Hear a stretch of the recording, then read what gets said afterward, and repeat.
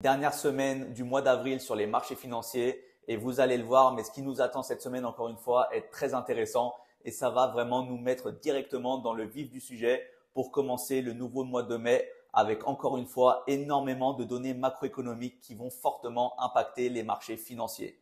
Là, vous le voyez, mais en ce moment, les marchés financiers, plutôt marchés américains, réagissent fortement à la guerre commerciale qui continue entre Washington et Pékin, entre les États-Unis et la Chine. À chaque fois, on a des discours opposés et forcément, ça impacte directement les marchés financiers. On a notamment eu Donald Trump qui a dit qu'on avait potentiellement, on va dire, une conversation avec la Chine en ce qui concerne les tarifs douaniers et du coup qu'on allait dans le bon sens, entre guillemets, avoir un processus de désescalade avec la Chine.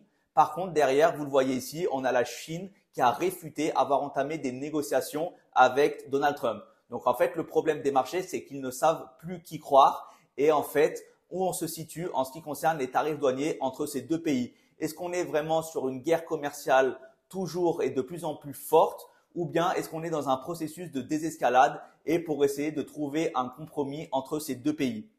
On a également eu hier Scott Bessent qui a donné du coup un discours qui est on va dire le responsable du Trésor américain et qui a donné des points clés qui étaient très intéressants pour entre guillemets qu'on puisse y voir un petit peu mieux en ce qui concerne on va dire la bataille entre la Chine et les États-Unis.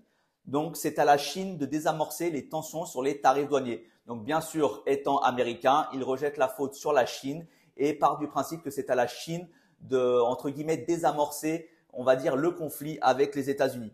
Toutes les parties du gouvernement sont en contact avec la Chine. Donc ici, on voit qu'on n'a pas un signal qui est rompu entre les États-Unis et la Chine et qu'on est toujours en phase de discussion et de négociation en ce qui concerne les tarifs douaniers de ces deux pays.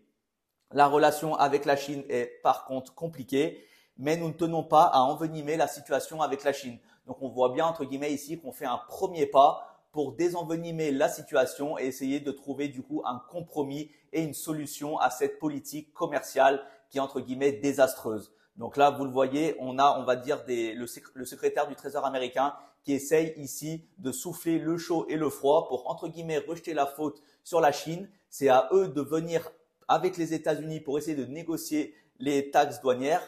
Par contre, il essaie quand même de faire un pas envers la Chine pour essayer de désamorcer la situation et de trouver, comme je vous l'ai dit, un compromis. Les exemptions chinoises montrent qu'ils souhaitent une désescalade sur le plan commercial. Donc par cette phrase, on comprend bien qu'ici, on souhaite quand même avoir un désamorçage du conflit entre la Chine et les États-Unis et forcément ici, les marchés vont suivre ça de très près. Donc là, ça va être vraiment le sujet majeur encore une fois. Bien que, on va dire, les négociations peuvent prendre plusieurs mois, voire plusieurs années, ça va être vraiment, on va dire, le sujet majeur que va impacter du coup les marchés financiers. Et bien sûr, il va y avoir d'autres données macroéconomiques qui vont s'ajouter à cette politique commerciale de Donald Trump. Mais bien sûr, c'est toujours scruté et suivi de très près. Vous le voyez, on a quand même la semaine dernière initié un rebond technique. Si vous suivez les marchés financiers, vous le voyez, allez chercher le SP500, le Nasdaq ou le CAC 40 pour la France. Mais on a initié, on va dire, un petit rebond technique par rapport au plus bas qui avait été initié le 7 avril dernier. Et donc là, vous le voyez très bien sur la heatmap du SP500, on a sensiblement toutes les valeurs qui ont augmenté avec par exemple ici Microsoft à 9%, Nvidia 12% sur la semaine, Apple 8%, Amazon 12%. Donc là, vous le voyez, les très grosses capitalisations boursières ont vraiment amené tout le SP500 à progresser et à avoir un rebond technique. Mais faites très attention, on peut tout à fait continuer la chute si ça ne se passe mal entre par exemple la Chine et les États-Unis, si finalement on a une escalade dans le conflit entre ces deux pays et forcément ça aura une réaction immédiate sur les marchés. Donc là en fait les marchés c'est simplement une conséquence et une réaction de la politique de Trump et comment on voit dans le futur ce qui va potentiellement se passer. Donc maintenant qu'on a évacué entre guillemets cette grosse question sur le conflit entre la Chine et les États-Unis, on a également une énorme semaine d'un point de vue macroéconomique avec notamment ici sur la journée du mardi, on a, vous le savez, comme souvent, la confiance des consommateurs. Donc là, les confiances des consommateurs, ça va être intéressant pour nous pour comprendre comment les consommateurs se situent, par exemple, par rapport au mois dernier. Est-ce qu'ils sont un petit peu plus confiants en ce qui concerne leur pouvoir d'achat, en ce qui concerne l'inflation, etc. On va également avoir le rapport Jolts. Donc, vous le savez, le rapport Jolts, ce sont les nouvelles offres d'emploi qui sont publiées aux États-Unis. Et donc là, c'est directement lié au marché du travail. Ça sera du coup intéressant de voir ce qui s'est passé sur le mois de mars et si on est en ligne avec les attentes. On aura également sur la journée de demain, journée de mercredi, les créations d'emplois non agricoles ADP. Également le PIB du T1. Donc PIB, c'est très intéressant parce qu'en fait, ça va nous donner vraiment un niveau de croissance aux États-Unis pour ce premier trimestre de l'année 2025. Comment on se situe dans les secteurs manufacturiers et des services et si on a de la croissance. Et on aura également demain à 16 heures les PCE Core. Donc là, c'est également très important de les suivre. Pourquoi? Parce que vous le savez, ce sont les indices des prix à la consommation et c'est directement lié au sous-jacent de l'inflation et comment est l'inflation aux États-Unis. Et vous le savez, mais ensuite pour la Réserve fédérale américaine et notamment Jérôme Powell, il se base énormément sur l'inflation pour ensuite ajuster sa politique monétaire et du coup par la suite voir si on va baisser les taux d'intérêt directeurs et si oui, de combien, 25 points de base, 50 points de base. Mais en tout cas, il se base vraiment sur ces chiffres et donc forcément, ça a un lien direct avec la réaction qu'auront les marchés financiers.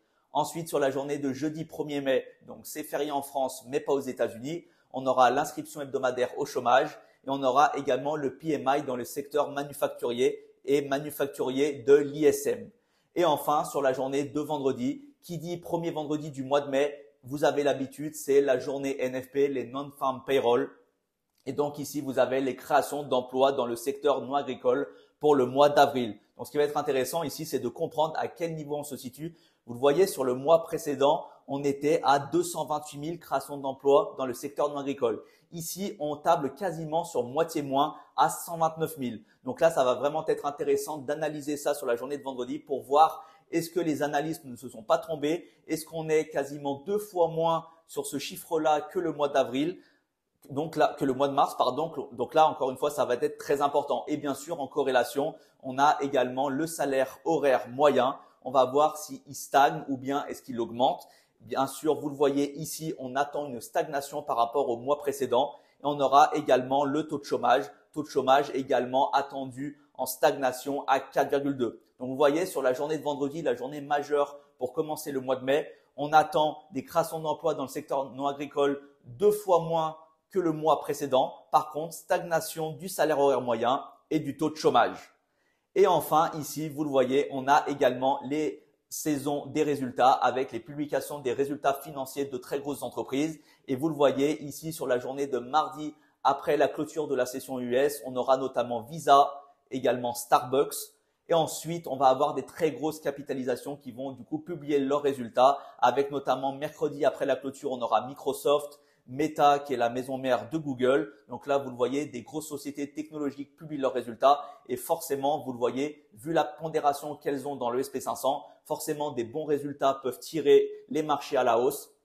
À l'inverse, si on a des mauvais résultats ou en dessous des attentes, alors ça peut tirer les marchés à la baisse. Vous le voyez, on a également jeudi Amazon et Apple après la clôture. Donc vous le voyez, cette semaine, on a un cocktail vraiment explosif de ce qui nous attend et ce qui pourrait potentiellement driver les marchés financiers. À la fois, on continue dans la guerre commerciale entre la Chine et les États-Unis en ce qui concerne les tarifs douaniers et la politique commerciale de Donald Trump. On a également bon nombre de données macroéconomiques qui vont impacter les marchés financiers et on a également des publications de résultats de très grosses entreprises. Donc encore une fois, faites très attention cette semaine sur les marchés. Prenez l'habitude de toujours regarder ça au début de votre journée quand vous préparez votre plan de trading pour que vous ayez vraiment toutes les données en tête et que vous sachiez à quoi vous attendre en fonction des résultats qui vont sortir. Donc en tout cas, j'espère que ça va vraiment vous aider à trader cette semaine. N'hésitez pas à me lâcher un petit pouce si ça vous a aidé et n'hésitez pas si vous avez des questions à me les poser en commentaire. J'y répondrai bien sûr avec plaisir. Bonne semaine de trading à tous et on se retrouvera bien sûr dans une prochaine vidéo.